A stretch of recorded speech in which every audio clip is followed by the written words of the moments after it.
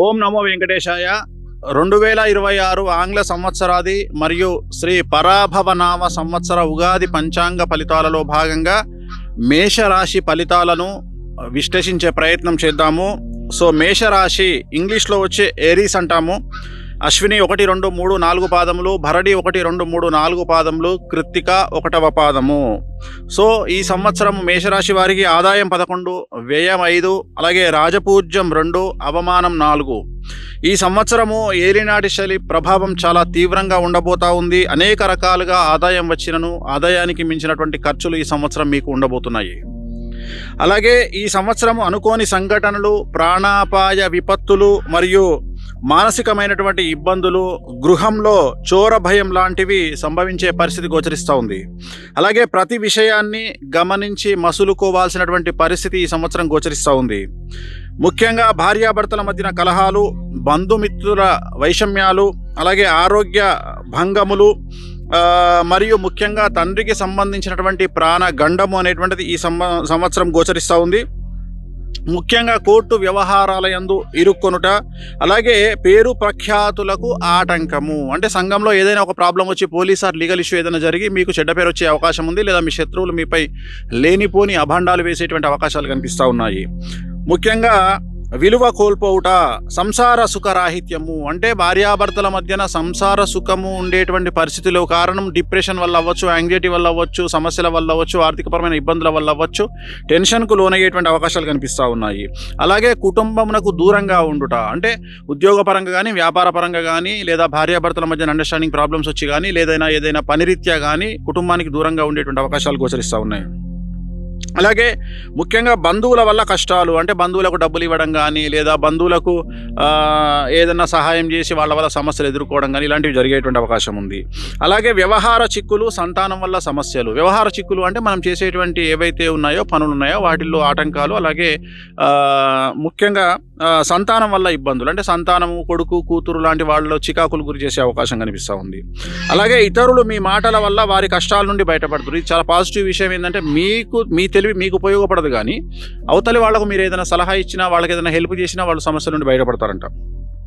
అలాగే శక్తికి మించిన పనులు చేసి కలిసి రాక నిరాశ నిస్పృహ కలుగును. అంటే శక్తికి మించి అనవసరంగా మీరు ఏమంటారు, మీరు ఒక ఫ్లోర్ ఎక్కగలిగితే మీరు 10 ఫ్లోర్లు ఎక్కడానికి ప్రయత్నం చేసి విఫలమయ్యి దానివల్ల అనేకమైన సమస్యలు కొని తెచ్చుకునే అవకాశం కనిపిస్తూ ఉంది. ముఖ్యంగా శరీర ఆరోగ్యం పట్ల జాగ్రత్త అనేటువంటిది తీసుకోవాల్సినటువంటి పరిస్థితి గోచరిస్తూ ఉంది. మరీ ముఖ్యంగా ఇంగ్లీషు మందులను వాడండి. ఇతరత్రా ఏవేవో చెప్పినటువంటి నాటు మందులు కాకుండా ఇంగ్లీషు మందులు వాడి మీ ఆరోగ్యాన్ని కాపాడుకోండి, లేదంటే మీరు హాస్పిటల్లో అడ్మిట్ కావాల్సిన పరిస్థితి వస్తుంది. అలాగే ఆకస్మిక ప్రమాదాలు మరియు వాహన ప్రమాదాలు కనిపిస్తూ ఉన్నాయి. మరీ ముఖ్యంగా అగ్ని భయం కలిగేటువంటి అవకాశం కనిపిస్తూ ఉంది. కాబట్టి జాగ్రత్తగా ఉండండి. అలాగే ప్రయాణాలు చేసేటప్పుడు కూడా జాగ్రత్తగా ఉండండి.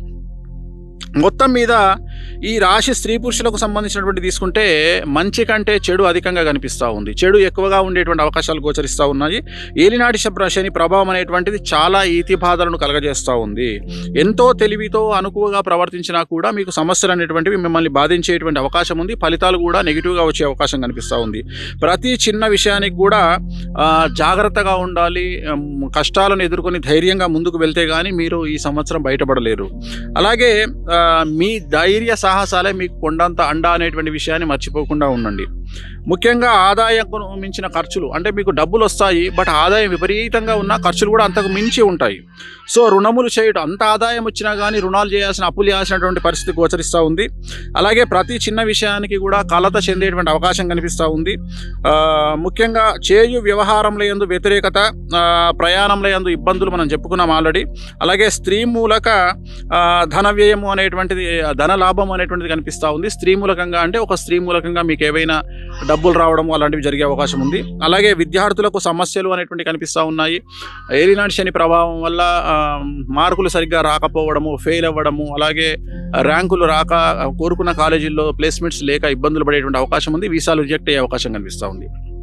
వ్యాపారులకు సంబంధించి ట్యాక్స్ల పరంగా ఇబ్బందులు ఉంటాయి. Income tax, sales tax, GST, commercial tax, అలాగే ప్రభుత్వ ఉద్యోగస్తులకు, బ్యూరోక్రాట్లకు సంబంధించి ఈడీ కానీ, సిబిఐ కానీ, అలాగే ఐటీ ఇబ్బందులు కానీ, సిఐడి, ఏసీబీ లాంటి సమస్యలు మిమ్మల్ని బాధించే అవకాశం ఉంది ప్రభుత్వ ఉద్యోగులైతే. సో ఏ రకంగా తీసుకున్నా ఓవరాల్గా కనుక తీసుకున్నట్లయితే మేషరాశి వారికి ఏలినాటి శని ప్రభావం వల్ల చాలా సమస్యలు కనిపిస్తూ ఉన్నాయి. తల్లిదండ్రుల్లో ముఖ్యంగా తండ్రికి ఆరోగ్యపరమైన ఇబ్బందులు కనిపిస్తూ ఉన్నాయి. అపమృత్యు గండాలు కనిపిస్తూ ఉన్నాయి. మొత్తం మీద ఏవైనా న్యాయపరమైన ఇబ్బందులు కానీ, ఆకస్మిక ధన నష్టం కానీ, విద్యార్థులకు ఫెయిల్యూర్స్ కానీ, వ్యాపారస్తులకు సమస్యలు కానీ, అలాగే ఉద్యోగస్తులకు ఈడీ సమస్యలు కానీ, రైతులకు సంబంధించి మొదటి పంట వ్యతిరేకంగాను, రెండవ పంట అనుకూలంగాను ఉండే అవకాశాలు కనిపిస్తూ ఉన్నాయి. కళాకారులకు వాళ్ళకు వచ్చేటువంటి అవకాశాలు పోవడము, అలాగే డబ్బు అంటే రాబడి తగ్గడము, ఇలాంటివన్నీ గోచరిస్తూ ఉన్నాయి. మరి ఇలాంటి సందర్భాలలో వీళ్ళకు రెమెడీ ఏమిటి అనే దాని విషయాన్ని గురించి ఆలోచిద్దాం.